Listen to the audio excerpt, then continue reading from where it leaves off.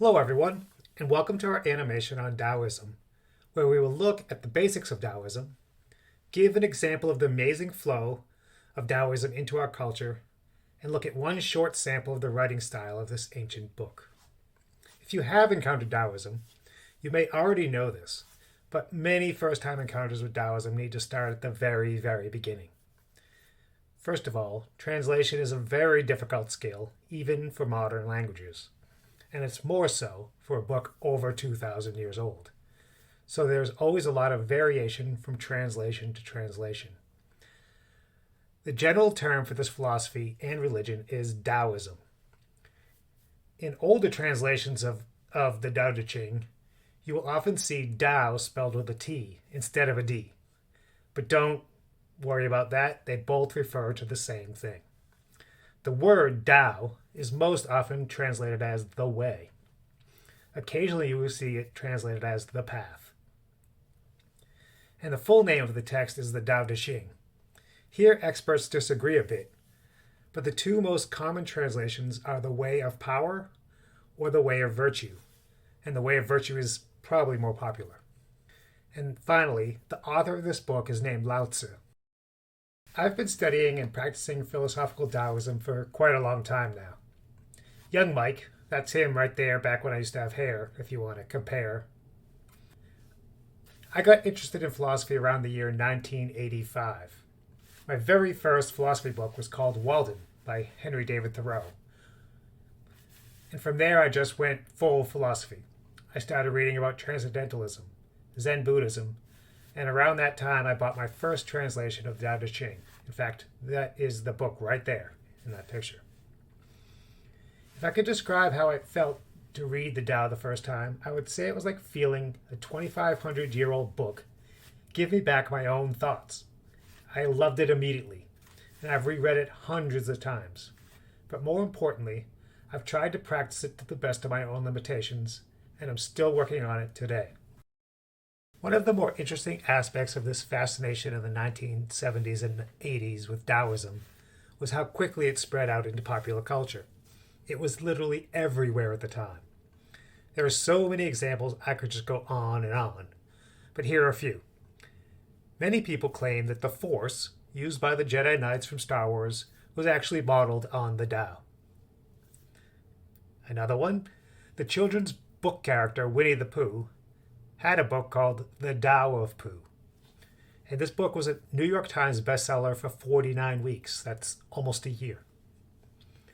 There was even a Tao of Physics that was very popular at the time. But for many people at the time, and for me for sure, it was the work of Bruce Lee that spoke to them directly about Taoism. And soon dozens of characters in movies, anime, adopted Taoist influences. To get a taste, here's Bruce Lee using Chapter 8 of the Tao Te Ching, and Cowboy Bebop following both Bruce Lee and the Tao Te Ching with almost the same exact reference. Check it out. I said, empty your mind. Be formless, shapeless, like water. Now you put water into a cup, it becomes the cup. You put water into a bottle, it becomes the bottle. You put it in a teapot, it becomes the teapot. Now water can flow, or it can crash. Be water, my friend. It's not about strength or power. You gotta be fluid. Huh? You have to be like water. You see what I'm saying? Not even a little bit.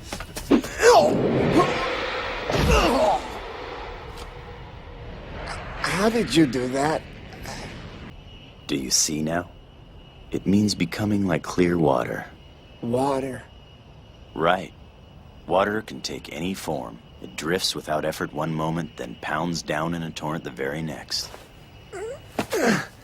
Maybe I get it, but then again, maybe not. It's always amazing how certain aspects of ancient cultures stay around generation after generation. And the Tao Te Ching is quite ancient. It was written sometime around 400 BC.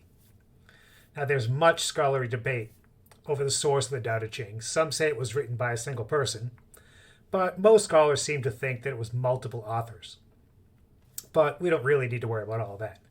The most commonly told origin story goes that Lao Tzu, that's him right there riding a water buffalo, I think, was a scholar, probably an imperial archivist in charge of the sacred texts.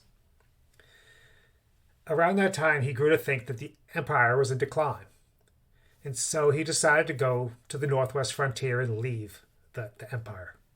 The border guard would not let him pass until he had shared his wisdom, so Lao Tzu sat down and wrote the Tao Te Ching and handed it to the guards. Right after that, he fades into a perfectly Taoist obscurity. Whatever the true story may be, and we have several early versions of the Tao Te Ching, and some were recorded less than 100 years after he passed off into the West. If you're wondering, they were often written on split bamboo or even silk, and right here you can see an example. Now, 100 to 200 years after this initial authorship, we find the origins of religious Taoism. Now, the religion of Taoism has never disappeared from China ever since that time. Though it has heights of popularity as the official religion of an entire empire for almost 300 years, it has also had emperors and governments less friendly to its existence over its time. But it's still there today. Before you go deeper into Taoism yourself, I want to give you some basic background.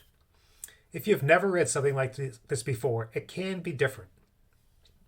And even if you have read it hundreds of times like I have, it can still be challenging at times. Now, I'm a philosopher by training and inclination, so it's no surprise that I tend to read the Tao Te Ching as philosophical poetry. But there are many ways to read and interpret Taoism as there are readers. It's the kind of text that alters and evolves as you alter and evolve. You can read it 1 year and get a meaning from it, read it 5 years later and get a totally different meaning. But for most people, it helps to read it more as you might read a poem. There are many arguments in the text, but they're arguments by analogy most often. They're not laid out in a clear, orderly, logical fashion. Now, for me, this is a strength, but some people find it challenging to read. Now, I think there are some basic ideas that most commentators agree upon, and they might help you as you read. First of all, there are references to nature everywhere in the text, and it seems fair to say that harmony with the Tao means harmony with nature. Many commentators say that the Tao is equivalent to nature. But keep in mind that this is not a flat, wholly safe nature. There is both light and dark mixing in this Taoist description of nature. There is also a constant return to simplicity in argument and analogy. Complexity may be needed at times in life, but it can never last. Extreme actions may occasionally be necessary, but remember that they must be rare exceptions. A return to simple moderation is almost always the correct way to balance. Harmony with nature goes with simple moderation. The philosopher in me might even argue that they are one and the same thing. Now, one of the most interesting and signature ideas of Taoism is wu wei, most often translated as non-action. My first suggestion is that this does not mean never acting. Rather, it points to pure actions, actions that happen naturally and simply. If you've ever tried to meditate, I'm sure you have seen just how difficult and active this non-action can be. If you ever learned a complicated skill in a sport or with a musical instrument that eventually became natural, you have acted through non-action. You started very small, a basic movement of the wrist, or a beginner's scale, and you built from there, until one day you accomplished what at one point seemed almost impossible. You did the right thing at the right time, and, importantly, stopped doing it when it was no longer appropriate. That's non-action. As I mentioned earlier, it's important to keep in mind that Taoism is a living religion in China and many other parts of the world. But especially in the USA, my home country, this is rarely mentioned. I know I certainly took college-level classes where the religious component of Taoism just never came up. Scholars and experts gently disagree on the relationship between the religious and philosophical aspects of Taoism. Some see no problem in separating, while others think it's impossible to separate them at all. After you have read it yourself, you can make your own decision. Basically, religious Taoism is very old and extremely diverse. And like most religions, there are a number of rituals and practices, such as purification rites and offerings. There's also a super interesting and long history of shamanism based on healing, sexual health, longevity, and divination. And of course, like many other religions, there are several forms of prayer, meditation, and even moving meditation.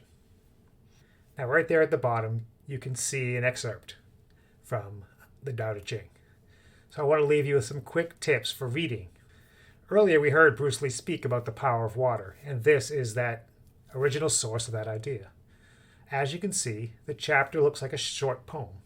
In fact, the whole book itself is really quite short. It's made up of 81 short chapters, just like this one here. Now, I find it useful to think of each chapter as part argument, part explanation, and part practical lesson. Lao Tzu is speaking right to you from almost 2,500 years ago, and he does have something to say, but don't try too hard while reading. Big things start with small beginnings.